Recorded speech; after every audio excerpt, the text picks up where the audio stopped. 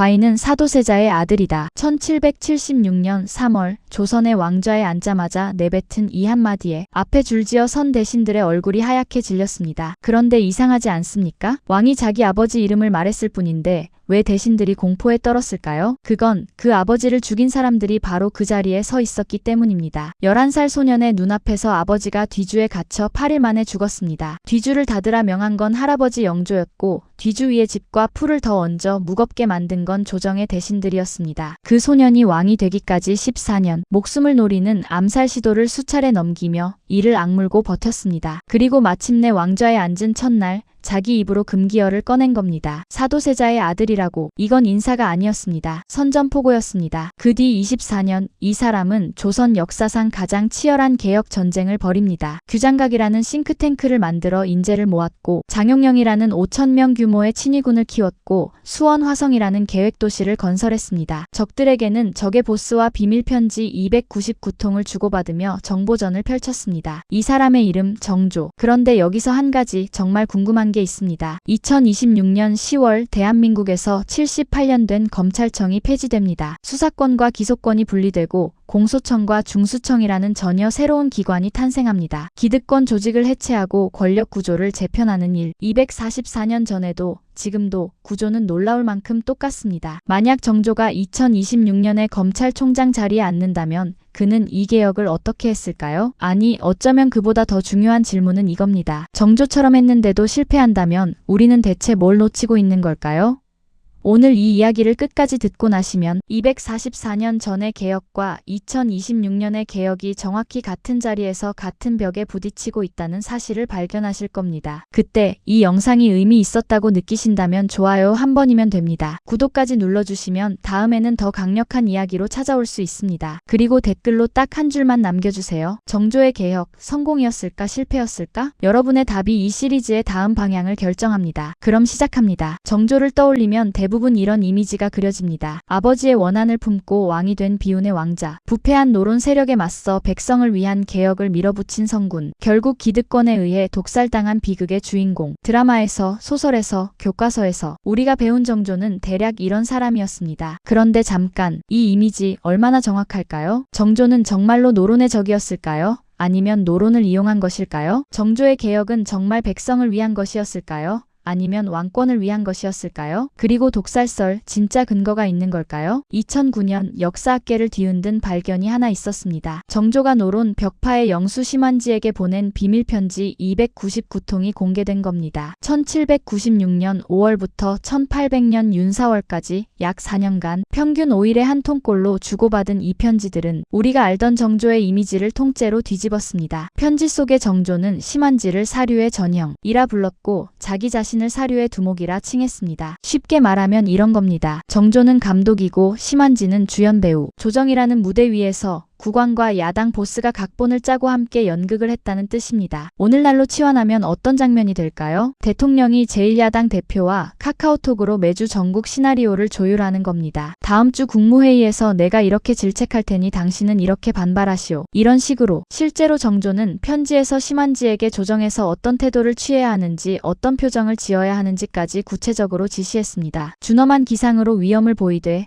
한결같이 흔들리지 마시오. 그러니까 정조와 노론의 관계는 단순한 적대가 아니었습니다. 그건 훨씬 복잡하고 훨씬 정교한 것이었습니다. 이 지점에서 질문 하나 던져야 합니다. 정조가 적과 손잡은 건 타협이었을까요? 전략이었을까요? 이 질문의 답을 찾으려면 정조가 왕이 되기 전으로 돌아가야 합니다. 1762년 한여름 창덕궁 선인문 앞마당에 쌀뒤주 하나가 놓입니다. 그 안에 갇힌 사람은 왕세자 사도세자 영조의 아들이자 정조의 아버지입니다. 뒤주 뚜껑이 닫히고 못이 박히고 위에 집과 풀이 얹혀졌습니다. 조선 한여름의 폭염 속에서 물 한 모금 없이 8일 뒤 뒤주 안에서 사도세자는 절명했습니다. 그 현장을 11살 소년이 지켜보고 있었습니다. 이 소년에게 닥친 상황은 절체절명이었습니다. 아버지를 죽인 세력은 여전히 조정을 장악하고 있었고 소녀는 죄인의 아들이라는 낙인이 찍힐 위기에 놓였습니다. 할아버지 영조는 손자를 살리기 위해 궁여지책을 냅니다. 일찍 죽은 맏아들 효장세자의 양자로 입적시킨 겁니다. 법적으로 정조는 더 이상 사도세자의 아들이 아니게 됐습니다. 생부와의 연을 끊어야 살 수 있다는 것이 당시의 정치적 현실이었습니다. 소녀는 살아남았습니다. 하지만 14년간 세손 시절의 정조는 문자 그대로 목숨을 건 생존 게임을 해야 했습니다. 홍인환, 정우겸 등 세력가들은 세손이 왕이 되는 것을 막으려 했고 암살 시도와 정치 공작이 이어졌습니다. 궁중에서 정조의 처소에 자객이 침입한 사건도 기록에 남아 있습니다. 이 시기에 정조 곁을 지킨 인물이 하나 있습니다. 홍국영입니다. 홍국영은 1772년 과거에 급제한 뒤 세손 시강원의 설서가 되면서 정조의 측근이 되었습니다. 사서에는 세손의 오른 날개라는 표현이 등장합니다. 영조가 승하하고 정조가 즉위한 첫날 정우겸과 홍인환을 숙청할 때 핵심 역할을 한 것도 홍국영이었습니다. 정조는 즉위 직후 홍국영을 도승지에 앉혔습니다. 도승지는 오늘날의 비서실장에 해당합니다. 거기에 훈련대장까지 겸하게 했으니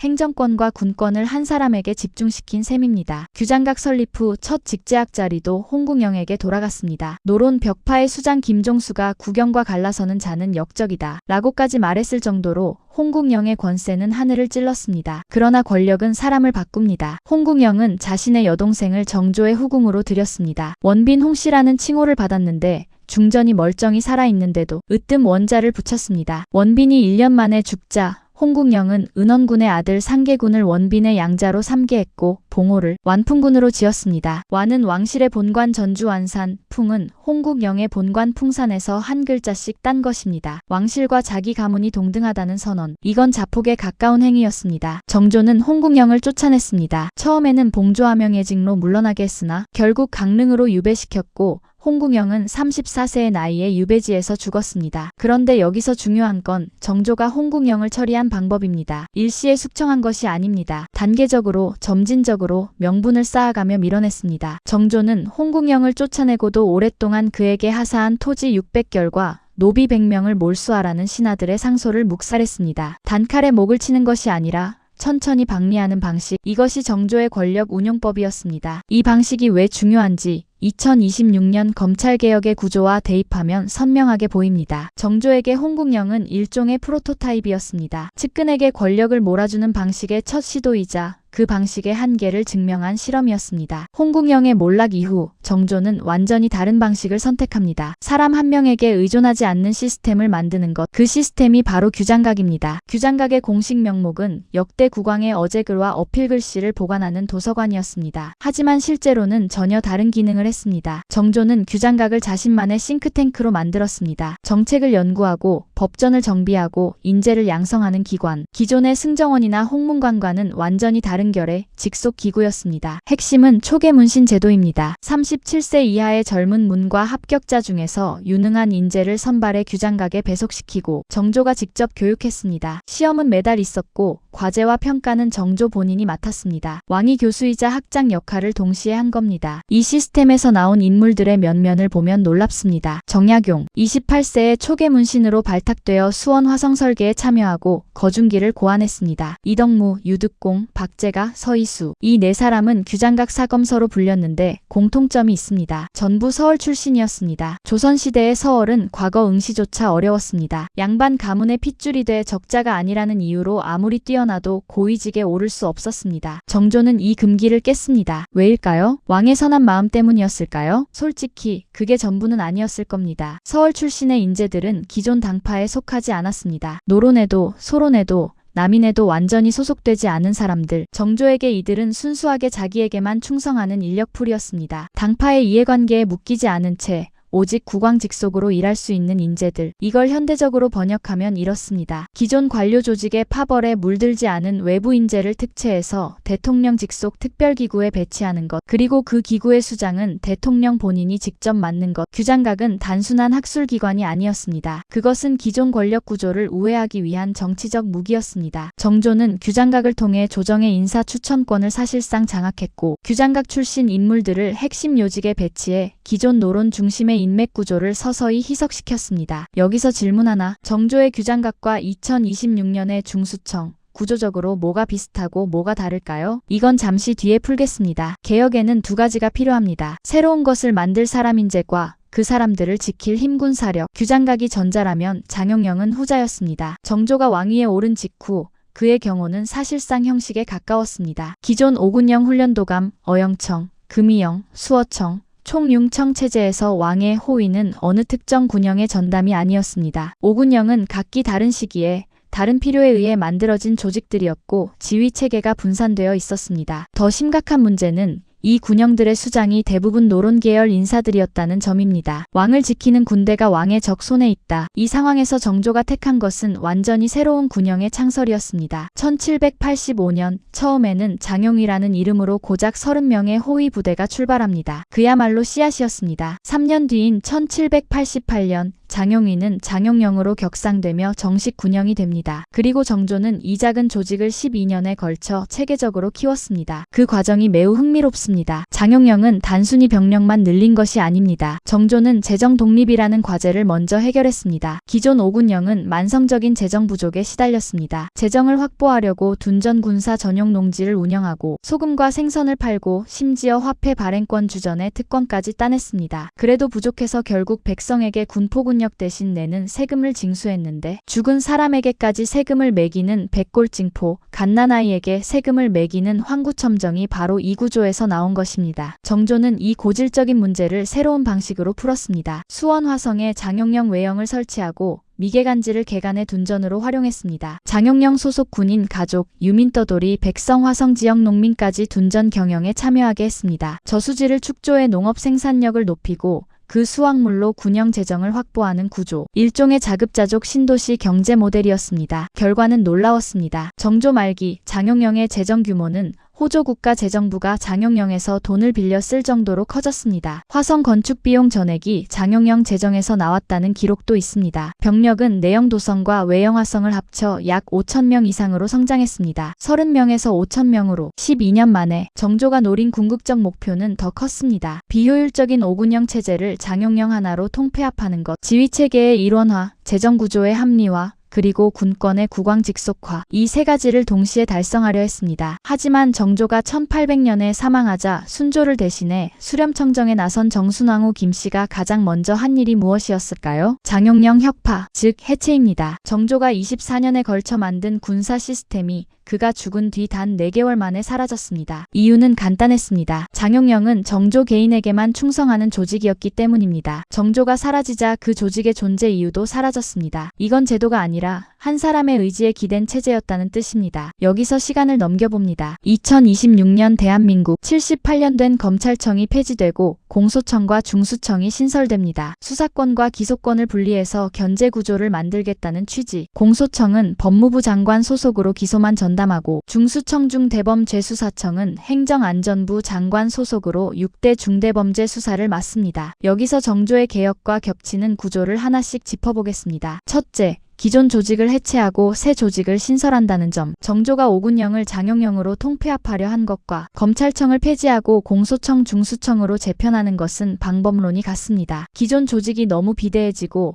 본래 기능을 넘어선 권한을 행사하고 내부 파벌이 구조적으로 고착된 상황에서 고치는 것보다 새로 만드는 게 빠르다는 판단입니다. 오군영이 각각의 재정을 따로 운용하고 독자적인 인사권을 가지며 때로는 국왕의 통제를 벗어나 독자적으로 움직였던 것. 이건 검찰이 수사권과 기소권을 모두 쥐고 자체 인사를 하며 때로는 정치적 판단으로 수사를 결정했다는 비판과 꽤 닮아 있습니다. 둘째, 인재풀을 외부에서 충원한다는 점. 정조가 서울 출신까지 포함해 규장각에 새로운 인재를 배치한 것과 중수청의 기존 검찰 출신만이 아닌 경찰법 조민간 수사 전문가를 투입하는 구상은 방향이 같습니다. 기존 조직의 DNA를 그대로 가져가서는 새 조직도 결국 옛 조직이 되기 때문입니다. 셋째, 재정과 지휘체계를 분리한다는 점. 장용영이 자체 둔전 경영으로 재정 독립을 확보하고 오군영과 다른 지휘체계를 가져간 것. 공소청과 중수청이 각각 법무부와 행안부로 소속을 다르게 하여 상호 견제하도록 설계한 것. 하나의 거대 조직이 재정과 인사와 실행을 모두 독점하는 구조를 깨겠다는 의도가 동일합니다. 여기까지만 보면 정조의 개혁과 2026년의 검찰개혁은 놀라울 정도로 유사합니다. 그러나 진짜 중요한 질문은 여기서부터입니다. 정조의 개혁은 왜 정조 사후에 모두 무너졌을까? 장용영은 4개월 만에 해체됐습니다. 규장각은 형식적인 도서관으로 격화됐습니다. 초계문신 제도는 폐지됐고 정약용은 유배됐습니다. 정조가 24년간 쌓은 것이 사실상 전부 원점으로 돌아갔습니다. 이유를 분석하면 세 가지입니다. 첫째, 시스템이 아니라 사람에 의존했습니다. 규장각도, 장용영도,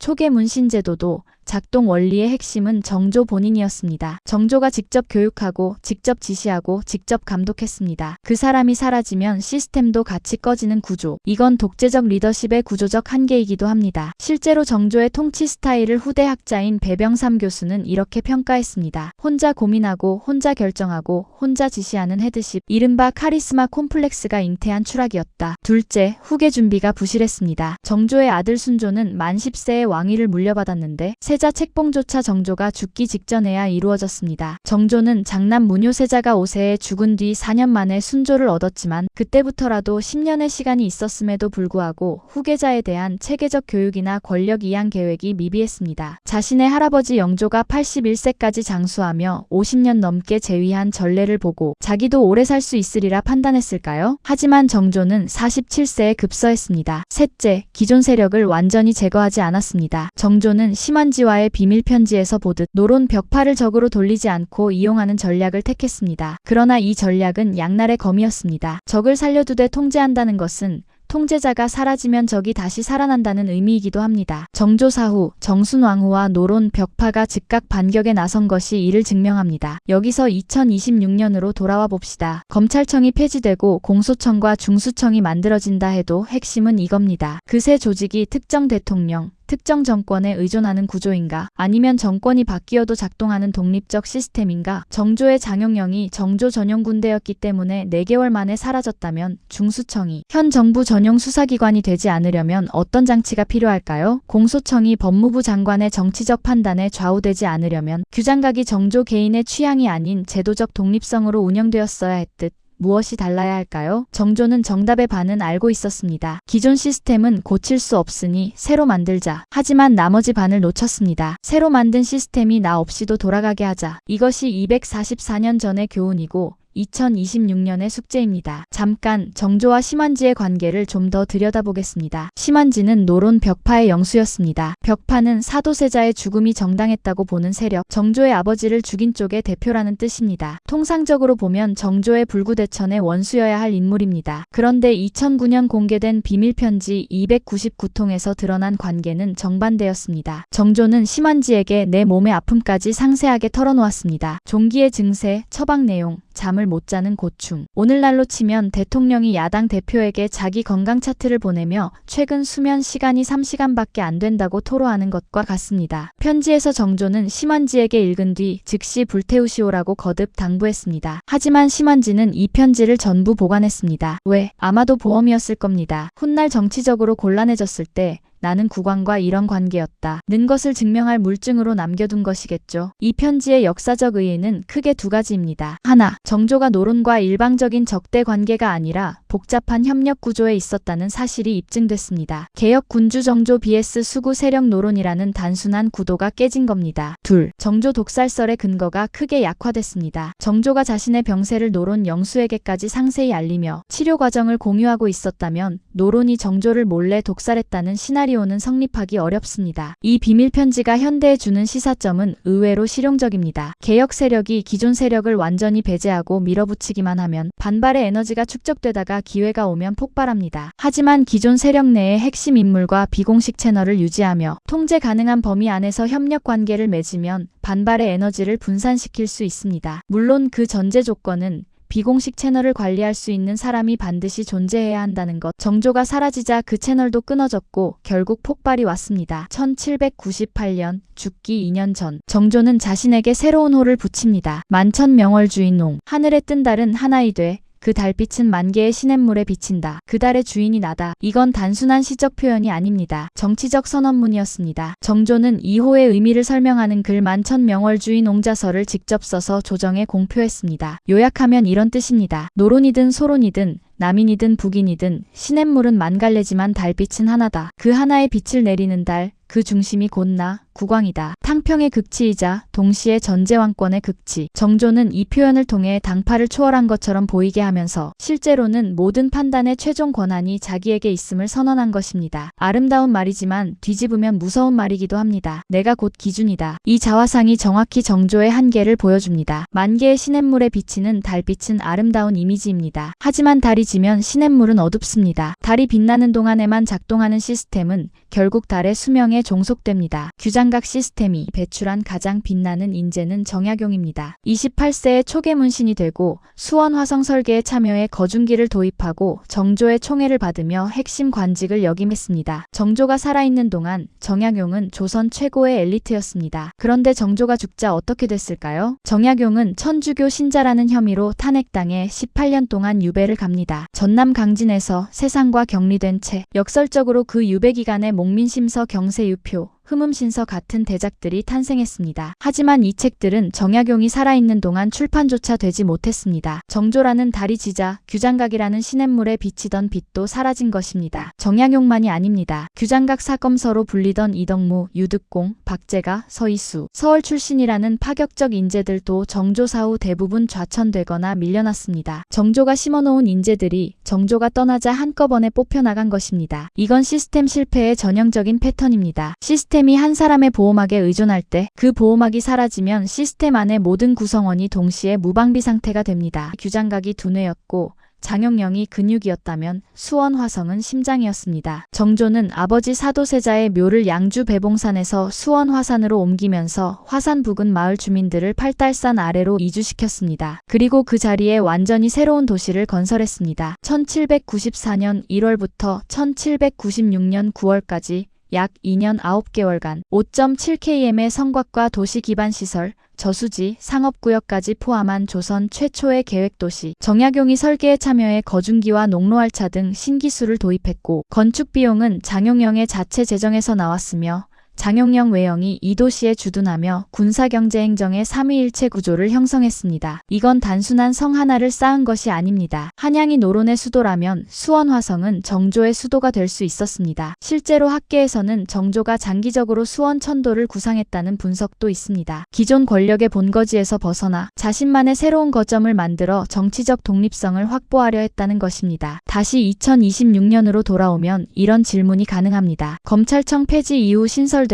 공소청과 중수청은 과연 기존 서초동 대검찰청 소재지의 문화와 관행에서 얼마나 벗어날 수 있을까요? 물리적으로 조직을 쪼개도 그 안에 있는 사람들의 사고방식과 행동 패턴이 바뀌지 않으면 새 간판을 단 옛 조직이 될 뿐입니다. 정조가 수원 화성이라는 물리적으로 완전히 새로운 공간을 만든 이유도 이것이었을 겁니다. 한양에서 아무리 개혁을 외쳐봤자 골목 하나하나에 노론의 역사가 배어있는 곳에서는 공기 자체가 바뀌지 않는다. 그래서 새 땅 위에 새 도시를 세운 것입니다. 이쯤에서 정조의 성적표를 매겨보겠습니다. 제위 24년, 전쟁 없이 나라를 운영했습니다. 규장각을 통해 인재풀을 넓혔고 장용령으로 군사력을 확보했으며 화성이라는 새로운 거점을 건설했습니다. 대동법의 확대, 서울 차별 완화, 상업 자유화 통공 정책, 라키 화산과 아사마 화산 폭발로 유럽과 일본에 기근이 퍼지던 시기를 비교적 안정적으로 넘긴 것도 주목할 만합니다. 하지만 성적표의 뒷면은 다릅니다. 정조 사후 그가 만든 것은 거의 전부 해체됐습니다. 장용령은 4개월 만에 혁파, 규장각은 형식적 기관으로 전락, 정약용, 이승훈 등 인재들은 유배, 수원 화성은 군사 거점으로서의 의미를 잃었습니다. 그리고 세도 정치 60년이 시작됩니다. 안동 김씨, 풍양조 씨가 번갈아 권력을 독점하며 삼정의 문란이 극에 달하고 결국 조선은 멸망의 길로 접어듭니다. 정조의 개혁을 10점 만점으로 평가한다면 실행력은 9점, 지속성은 2점일 수 있습니다. 실행력은 놀라웠습니다. 살해 위협 속에서 즉위하고 적과 비밀 동맹을 맺으며 새로운 군대와 도시와 학문 기관을 만들어냈습니다. 그 에너지와 전략은 조선 역대 국왕 중에서도 최상위입니다. 하지만 지속성에서 실패했습니다. 이유는 앞서 말한 3가지입니다. 사람 의존 구조, 후계 부실,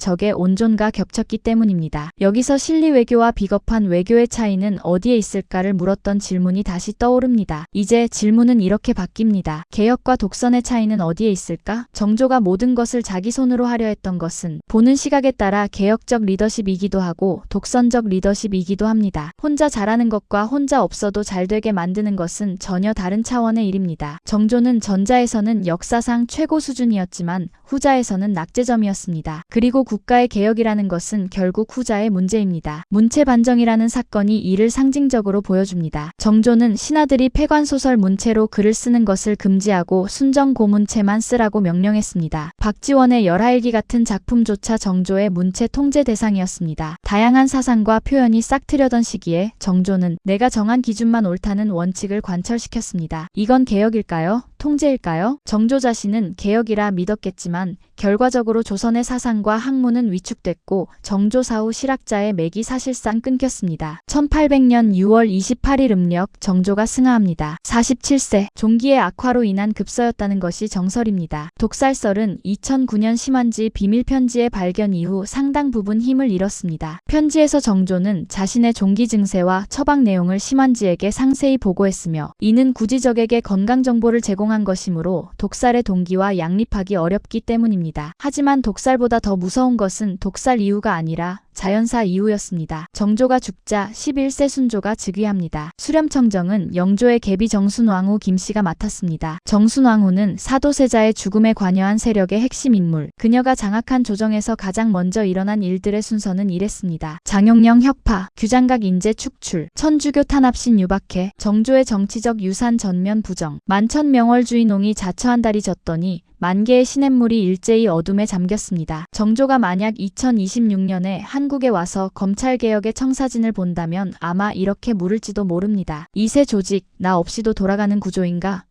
정조는 이 질문의 중요성을 가장 뼈저리게 아는 사람일 겁니다. 왜냐하면 자기가 바로 그 질문에 실패한 당사자이니까요. 244년이 지났습니다. 기술은 바뀌었고 제도는 복잡해졌고 조직의 규모는 비교할 수 없이 커졌습니다. 하지만 개혁의 본질적 구조는 변하지 않았습니다. 새로운 걸 만드는 것은 반만 해낸 겁니다. 나머지 반은 그것이 만든 사람 없이도 작동하게 하는 것입니다. 정조가 영면하기 2년 전 자신의 호를 만천명월주의농 이라 지을 때 그는 자신이 영원히 하늘에 떠 있는 달이 될 수 있다고 믿었을까요? 아니면 달이 질 수밖에 없다는 것을 알면서도 그 찰나의 빛이라도 만갈래 물줄기에 남기고 싶었던 걸까요? 사실 정조는 자신의 한계를 알고 있었을지도 모릅니다. 승하하기 1년 전 1799년 정조는 눈이 나빠져 안경을 쓰기 시작했다는 기록이 실록에 남아 있습니다. 36세에 흰머리를 한탄했고 등 뒤에 열기가 횃불처럼 타오른다고 호소했습니다. 나의 학문의 힘이 깊지 못하여 의지의 힘이 혈기를 제어하지 못한 때문이다. 이건 정조 자신의 말입니다. 모든 것을 자기가 쥐고 자기가 결정하고 자기가 버텨내는 삶. 그 삶의 끝에서 정조가 마주한 것은 정조 없는 조선이었습니다. 정조가 남긴 교훈은 이겁니다. 개혁은 영웅이 시작하되 시스템이 완성해야 합니다. 영웅에게 의존하는 개혁은 영웅과 함께 사라집니다. 시스템에 새겨진 개혁만이 달이 져도 빛이 남습니다. 2026년 10월 검찰청은 78년 만에 사라집니다. 그 자리에 들어서는 공소청과 중수청은